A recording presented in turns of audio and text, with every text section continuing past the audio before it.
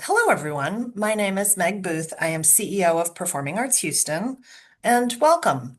Welcome to join our creative chat series today, conversations that offer an inside look at the artistic vision, the creative process, the inspiration, and the artists that Performing Arts Houston presents on stage. Today's creative chat spotlights the artists and new now world premiere artists that are part of our 25-26 season behind Dark Matter, a concerto for flute and strings after Octavia Butler. I am very delighted to be joined by three extraordinary artists today. Austin Llewellyn of Kinetic Ensemble. And just briefly, Kinetic Ensemble is 10 years strong as Houston's indie chamber orchestra, conductorless, amplifying diverse, underperformed, newly composed classical music. We are thrilled to be joined by Jaylin Vinson, who is an extraordinary composer whose work has been performed at Carnegie Hall and the Kennedy Center. Flautist Tyler Martin, who has been a critically acclaimed artist, works with HGO, teaches at University of Houston and at TSU. And to kick us off, I would love to know how the three of you all originally met and started working together. And from there, we'll dive into the original inspiration of this work, Dark Matter, which will premiere March 20th and 21st at the Wortham Theater. So, Austin, why don't we start with you and Kinetic Ensemble as you filled out all of the paperwork and the formal application for this grant award. Austin, why don't you get us started? Of course. Well, the background of our end of this is that the vision for Kinetic Ensemble has always been that of a really artist-focused and Houston-centered ensemble. So the opportunity to work with such phenomenal talent right here in town is always on our radar. And Jalen and Tyler have both been friends, colleagues in our orbit for a long time now, and to be able to bring something like this to fruition is really exciting. So, Austin, did you solicit Jalen and say, Jalen, I want to apply for this commission project. Do you have an idea, or like what came first? Jalen's idea to you, or you saying, Jalen's an extraordinary composer right here in Houston. We would like to, Kinetic would like to work with Jaylin Vinson. Jalen approached Kinetic with a very strong and fleshed out idea right as the Performing Arts Houston application opened, and it seemed perfectly suited and could not have been better timed. And I don't know if that was intentional on Jalen's part, but I'm very glad for it. Yeah, and I can chime in a little bit. To even go back a little bit further. So between the three of us, our common denominator is the Shepherd School of Music at Rice University, albeit I only overlapped with Tyler for a year. I think I just barely missed Austin. But Tyler and I had collaborated on a piece before, and I remember telling Tyler at the end of that project, that I'm gonna write a flute concerto for you. I don't know when, I don't know how, I don't know any of the logistics, but it's gonna happen. And that was, I think, in like 2022. And over the years, through the occasional text and call, the scheme, the idea has kind of taken different life forms and different versions before it kind of ended up where it is now. But this piece, this concerto, began through the friendship and kind of great time that me and Tyler had working together. And it almost became like this obsessive thing. Like I quite literally had dreams about this piece. Like it like actually like would not escape me. And so it got to the point where the idea became just so clear in my mind, wrote out proposal, and I knew that in terms of ensembles that I knew would be great to work with an idea like this, is what was kind of the impetus to reach out to Kinetic, and kind of everything coalesced, the stars aligned, Jupiter was in retrograde, and everything made it happen. Because Jupiter's going retrograde, but you know what I mean. And Yeah, I'm I agree. curious, Tyler, as a classical musician, to have a composer create a piece specifically for you, how does that feel as an artist? And what is that dynamic like between the two of you to actually have the work created for you? Yeah, I mean, it feels incredible, especially when you have such a talented, young black voice in Jaylin. It's funny, Jaylin mentioned a little bit the sort of conception of this piece. I have two memories that are core memories to the conception of this piece, but also to my friendship with Jaylin of sitting down at Black Walnut Cafe in Rice Village and getting to know each other and chatting and talking about music and ideas. And the second memory is walking through Herman Park for hours. I swear we Ooh. just looped the park and we were just brainstorming what could this concerto be, what do we want it to say, what are, just sharing ideas back and forth with each other about what is important to us as artists, what's important to us as musicians, and how we could sort of blend all of that into a work. So Black Matter is themed off really the entire body of work of Octavia Butler. She is a Black American writer, science fiction, speculative fiction, Black futurist, MacArthur genius. She unfortunately died in 2006. But I'm curious, that walk in Herman Park, was Octavia Butler already the spark, or when did the idea to theme this piece on Octavia's work come up? And for those who don't know what dark matter is, I would love for you to give us an idea of what that refers to. Yeah. So I think by the time we were doing this walk, I think there were lots of things that thinking about. It started as it being like talking about like mythology and kind of having each movement go through different diasporic mythological figures, um, and still have like the context to like different dimensions like water, earth, spiritual and things like that. And then I think there are other ideas, but what I do remember being coming very soon was shifting to kind of like this Afrofuturistic sense.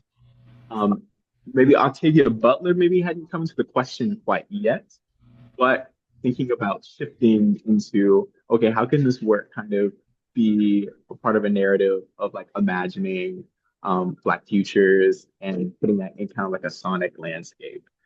And as I, and as me and Tyler were kind of talking about it, and I was doing research, the work of Octavia Butler, if you're doing anything with Afrofuturism, you can't escape it.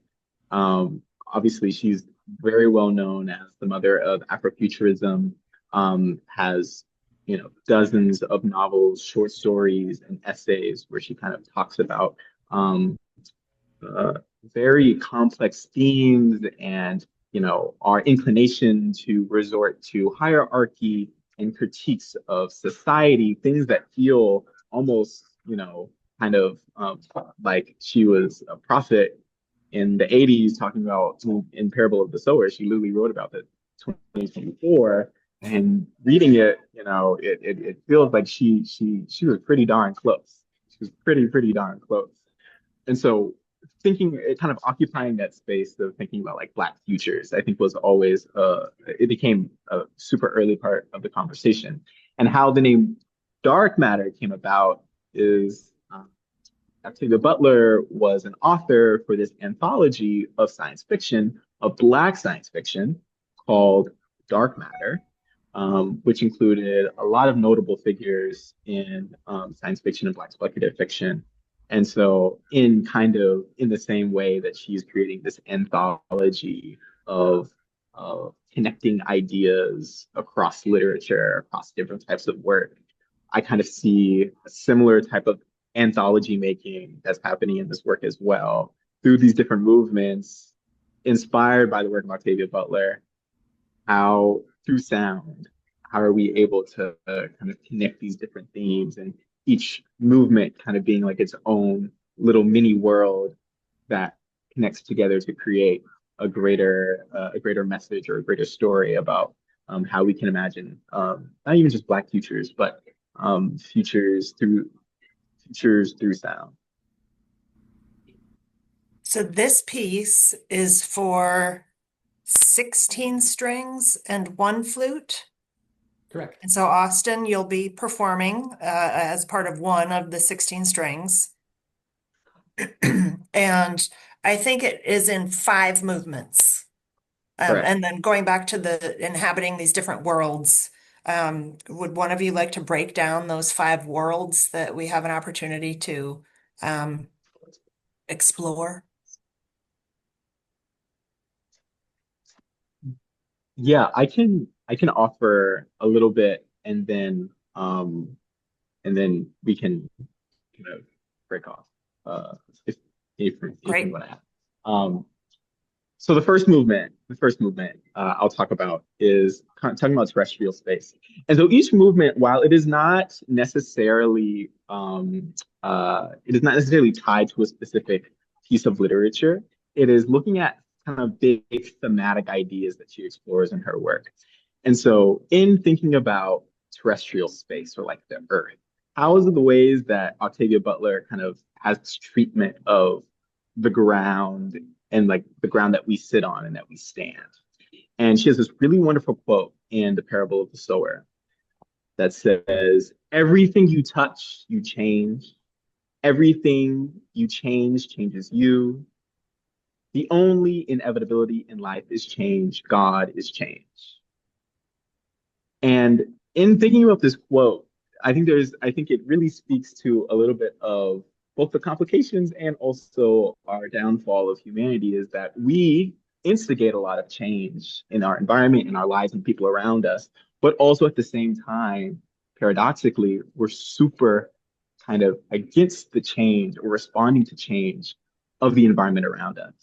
So simultaneously, as we are causing changes of the earth responds back to those changes with, pick whatever, pick whatever thing that, is kind of in catastrophe right now. And our resistance to respond to that kind of creates, Octavia Butler kind of deals with that contradiction a lot in her literature. So what I'm thinking of is, okay, through musically, how can I represent this type of both this continuity, but also this resistance to change? How can some things remain the same, but yet it still feels like this movement is constantly evolving, but yet there's something that's resisting. And so I try and represent that musically through having certain motives change at different rates until it kind of like cascades into this thing that's like super chaotic, kind of in representation of our own humanity, how we're constantly creating change but resistant to it at the same time. And so this is the kind of work that each movement is doing. I'm kind of taking a big thematic idea that she presents in one particular kind of dimension and just finding a way to respond to it through music as well. Um, Jaylin, and if I could ask yeah, you a follow-up. What you're saying touches on this concept of humanity having this illusion of control. How is that playing into this writing for you? yeah, that's a really good question. Because I feel like as a composer, right, there's this illusion that I have for myself where I have control over the material, right? But I'm acting as almost like this deity of sorts that has control of these pitch materials, of these rhythms. But in some sense, there's some part of the piece that like tells me what to do. And very similarly, sometimes I'm very resistant to that. There's like moments of the piece maybe wants to go a certain direction that for some reason I don't feel like it can go that way, or I'm scared for it to go that way, or I have an idea that I have a plan for it to look a certain way that, it kind of resisted to it. So very, very in a very similar fashion where there's this illusion of control or illusion of maximum kind of manipulation of the materials, there's almost this sense of like musical or artistic autonomy that happens that I either am choosing to go with or to work against. And sometimes that leads to um, uh, some long nights with the manuscript paper trying to figure out how to get the notes on the page. So, but yeah, Well, it's a great follow-up question. Great follow-up it's question. it's also interesting that you were drawn to that.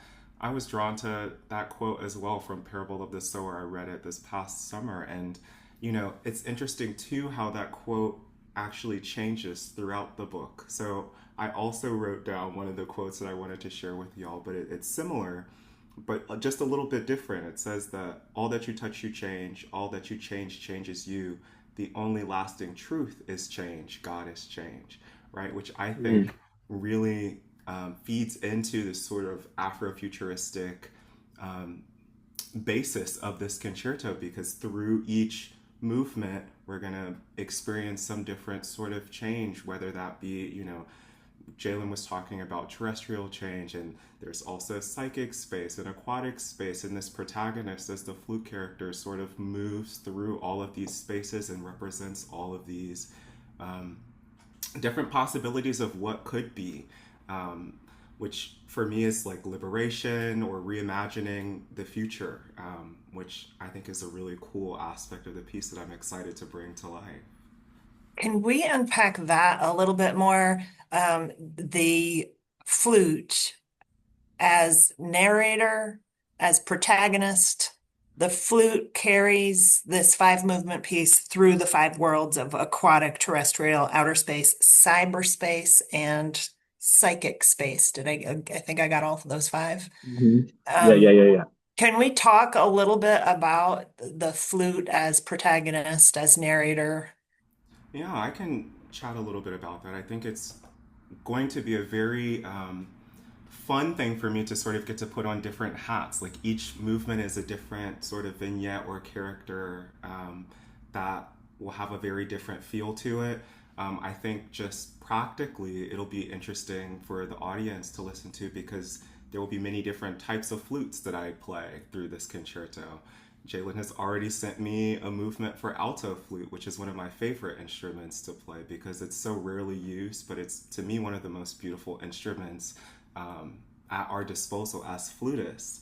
But the fact that it's sort of a multi movement thing that changes for me also represents that it speaks to the Black experience not being necessarily a monolith, but something that um, grows with us and changes, and how we express and experience Blackness has just as many similarities and things that bind us together as differences, and things that are, you know, how I experience and express my Blackness is different than how everyone else that is Black experiences or expresses it. So I think that'll be a really interesting aspect of this piece as well. I don't know, Jaylin, if you had anything to chime in or add to that, but Yeah, exactly in a similar fashion, like using while also using different flutes to kind of show the changing character. There's also certain specific techniques um, in the specific flute that I'll reserve.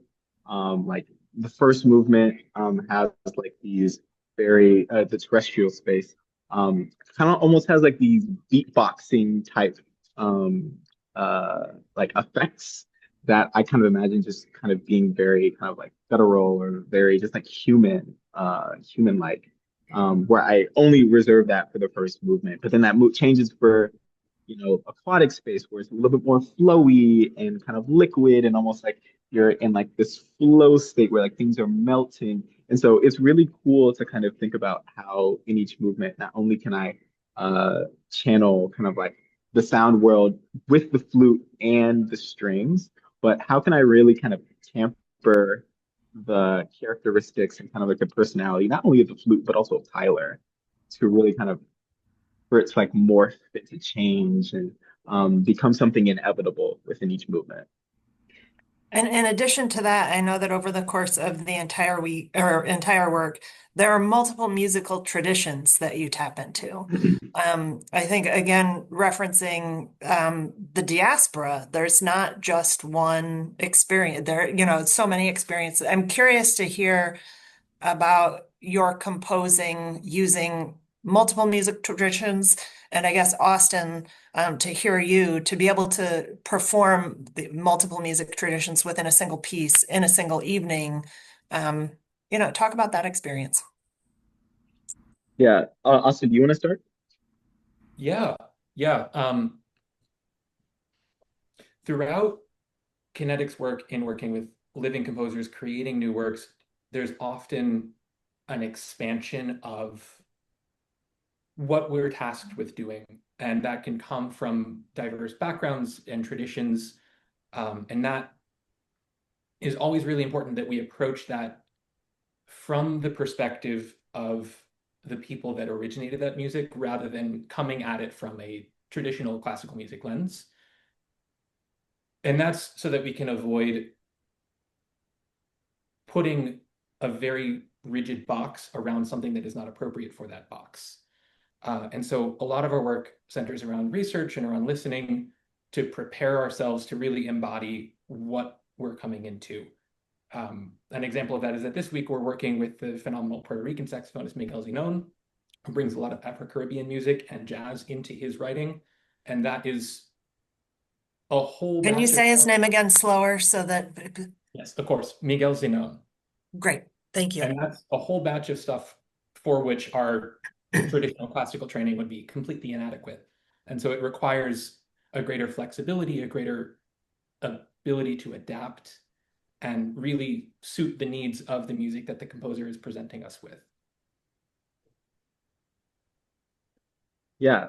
And in terms of kind of musical idioms outside of the classical canon that specifically employing in dark matter, um, something I did want to be intentional about as a reflection of both of Tyler's and I experiences that we both grew up in the Black church and grew up with gospel music.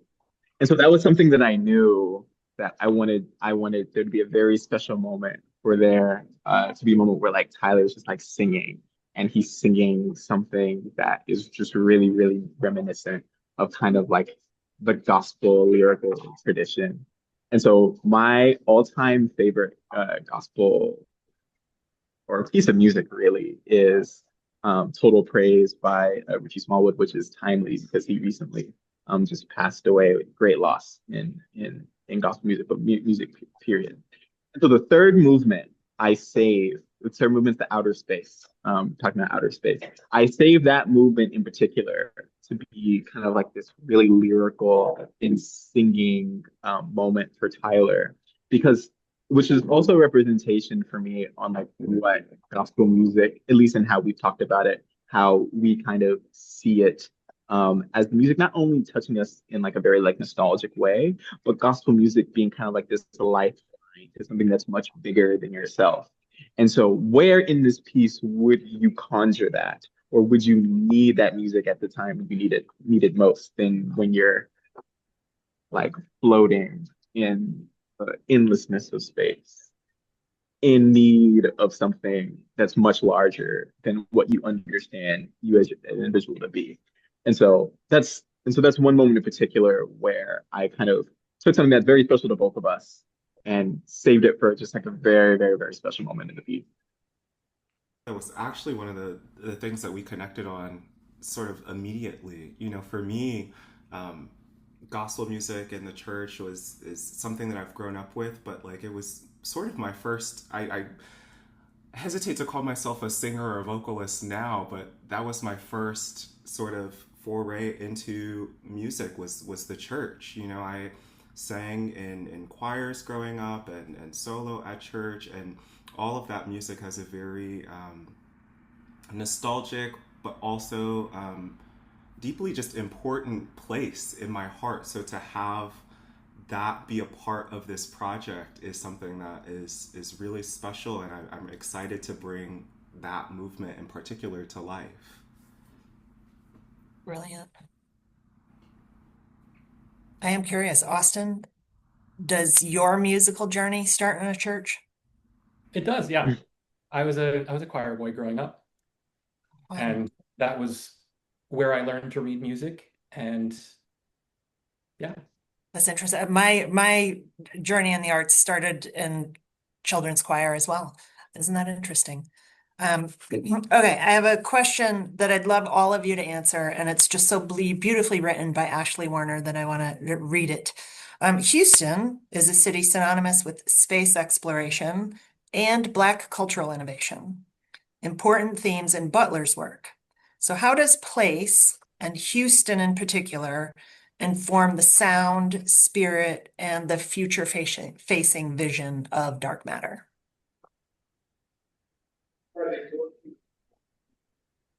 Well, I can start. For me, it's representative of Houston just by the company that we're in the presence of, right? Jalen, Austin, and I all met in Houston, and I don't think that was by accident that now somehow we're all collaborating together on this huge work. And yes, Houston does have quite a history of innovation and the space exploration, cultural innovation, and I think some of the themes that we talked about in Butler's work also sort of lend itself to um, that idea specifically. Thinking about the future and moving forward, thinking about how we can progress the art form, how we can progress as a city, and I think dark matter is that piece. Jalen and I talked a lot about how the Afrofuturism aspect of this piece is so important to us because so many times have I played music that is valid and important, but it is also sort of trauma music, right? And the thing that I really engage with and excited about is that this is a very positive spin on the Black experience and sort of goes against sort of the historical narrative that has excluded Black people. And can I just celebrate that for a minute and celebrate the work of Kinetic Ensemble to create new works in the classical canon, to create and record optimism, futurism, potential, opportunity. It's one of the privileges of my position, but I'm sure as artists, one of your privileges as well to create um, more classical work, more work in the canon that doesn't just tell one story, but talks about the future. it is. And I think one of my personal drivers is that in doing this work, I think I have the best seat in the house, and I want to make sure that everyone else can have. We all might fight about that, but But I want to jump on something that Tyler said, which is this idea of continuing the progression of classical music, but also continuing the progression of Houston's cultural identity and bringing that back to what Jaylin was saying about how everything that you touch changes and changes you. I think this is a beautiful example of allowing both the classical scene here and the cultural identity of the city as a whole to sort of evolve and progress in a way that is open and vulnerable and changes one another as we work through this. And I think it's a really beautiful project for that reason.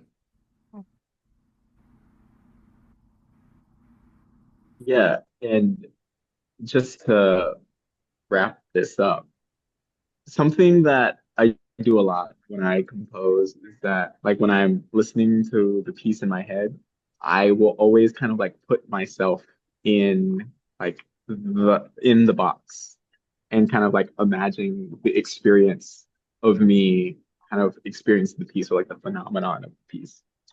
And the and then once I do that, I also get excited about all of the potential members that will get to join me in on the 20th and 21st that get to experience this piece. Just because in thinking about place, there's so many times where as I'm writing this piece, I get excited just for other people to experience the phenomenon, just because I know like I'm writing it for the constituents of the people that I have interacted with here in Houston. Um, and yeah, and there's just like just so much joy that I get in anticipation of the future of people getting to experience this, sitting in the hall. Like there's particular moments, like even I'm writing and I'm like, oh wow, like I this is the moment that like if people are gonna gasp, it's gonna be there. If they're gonna be like, what the heck was that? Like this is gonna be there. Like I actually mark it in the music, the different reactions that I want them to have, and just like imagining the actual bodies experiencing the music, the vibrations, the colors, the different production support. All of that is because of Houston and the place that I get to make this work in, and where I met these wonderful collaborators. And so I say that all to say is that like I am able to make the music because I have people not only behind the music to make it happen, but also in the audience that will be there to receive it. Those that's like my medium. My medium is to write for the experience, for the phenomenon that people are gonna have on that night. And that could have happened if not for Houston. which is live arts. It's the phenomenon of live arts. Um, a couple of different things. So New Now is a program that Performing Arts Houston launched in 2020 to support and amplify the extraordinary creators here in Houston. I think we in Houston know that there are some extraordinary artists here, but sometimes outside of Houston, I don't think the world gives Houston as much credit as it deserves for having just real extraordinary artists. So it is a privilege to participate in putting you all on stage at the Wortham. What does it mean to you all to receive this award and to perform your world premiere at the Wortham, the Cullen stage? And I guess the last question for all of you, unless I missed anything that you really want to talk about, is what do you hope audiences carry out of the theater with them after listening to this piece, after experiencing dark matter? I can talk a But they bit. want to listen to it again. All right. Come the next night. Make sure you're there for opening night and then the second night. I can talk a bit about what it means for me, but you know, I've been sort of talking, well, we all have been talking a lot about this Afrofuturistic sort of idea, but this is, if you want to get meta about it, sort of the embodiment or the spirit or sentiment of all of that is what we're doing right now through creating this work. We're acting out one of the many possibilities or one of the many futures by, you know, challenging a predominantly Eurocentric art form and fusing it with, you know, the African diaspora, and in terms of like its place in my career. For me, doing projects like this really feeds me. You know, it feeds my soul. It makes me feel full, because it's not something that's just important, I guess, at this career stage or this point in my life, but it's going to be part of a collection of experiences that will continue to feed me in my artistic growth and in the growth of my career. So I think it's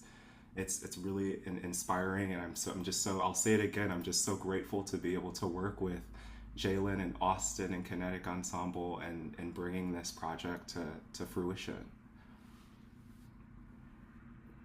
Yeah, to mirror Jalen's excitement, every time we've met to look over sketches, talk about plans, I have grown more and more excited for what this is shaping up to be. Um, and to be able to share that on such a large stage to such a large community with the support of Performing Arts Houston is, one, feels incredibly special personally, but two, gives me faith that this work will have the life that I already know it deserves. And that's a real honor.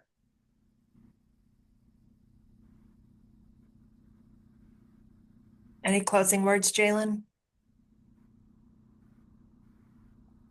Gratitude. I think that's the biggest, that's the word that comes to mind. Just gratitude for this experience in getting to share this idea not only with fellow musicians that I love being in the sharing a space with, but then also just getting to share this with a community larger than myself, both with Houston larger and more. So just gratitude. I love it. Well, thank you all for joining us for this conversation today in this creative chat.